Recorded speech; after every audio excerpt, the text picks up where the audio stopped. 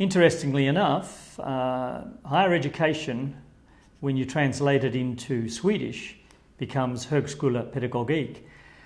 So in that sense, although I'm Professor i Högskola Pedagogik, translated to English, it becomes a much broader issue.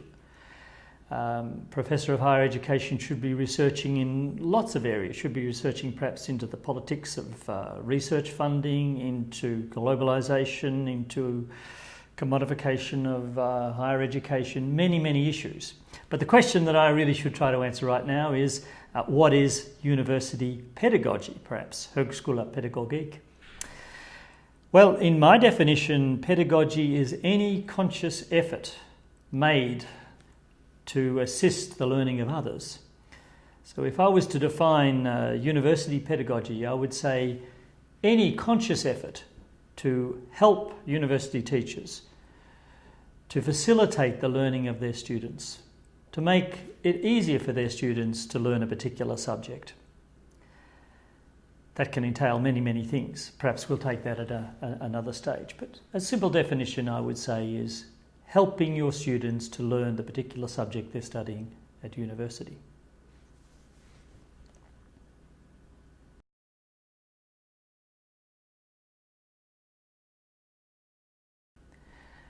Now, it's an important question, and it's a question that's been answered in different ways around the world. I've visited a number of centres for teaching and learning at various universities in Australia, in Singapore, in New Zealand, England, and in the Nordic countries. And what we find in those places is that there are different attitudes towards whether or not a university teacher should go and do a course in university pedagogy. In Sweden, there's a push initially by the government and now hopefully by the universities to insist that teachers do at least, let's say, 10 weeks of university pedagogy. Why should they do it? Well, I would argue logically that every other profession that universities train, they have to have a qualification in the profession that they will later practice in. So it is rather an anomaly. It's very surprising to find that the university, which trains so many professionals and insists that they have a qualification, they themselves have no qualification as teachers. So I think it's very important for our credibility that we show to the world, especially since we're now so involved in the production of professionals, we show to the world that we too want to be professional in the way we teach, in the way we facilitate the learning of the students that come to our courses. That would be the main response I think I'd give to that question.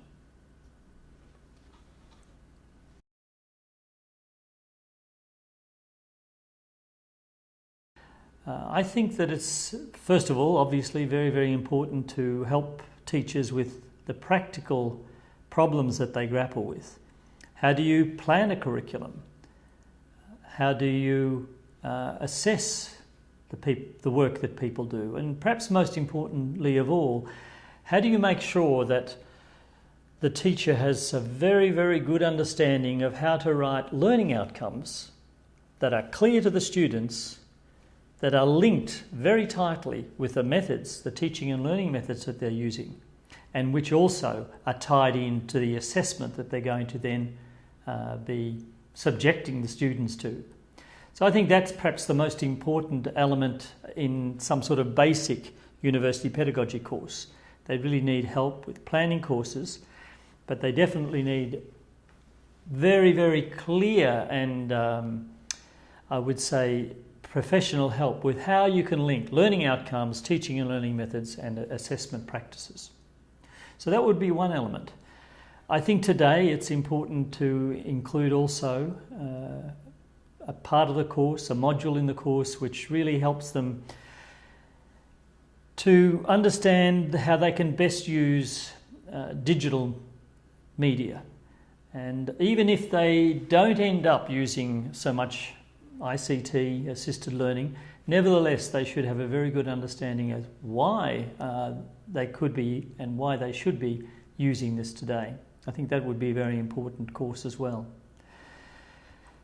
I think in addition to the basic pedagogical course, in also assisting them with something which is so important today, such as ICT, I think a very, very good element or module in such a course would be allowing the teachers themselves to do a project which they themselves are interested and motivated to do. In other words, a project which deals with their own teaching and learning, a project which ends up being a proper report, a report that could be even presented at a conference in their particular area, say in engineering education, in mathematics education, in English education, whatever.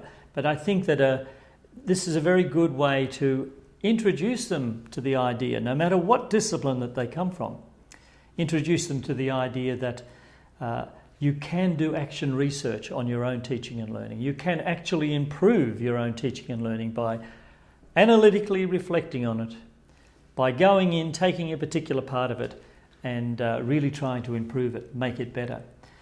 I think this is a sort of generic competency that you're going to offer these teachers. It means that they will go on getting better at doing what they do, go on getting better at planning courses, at delivering courses, and making sure that the students have achieved what they wanted in those courses.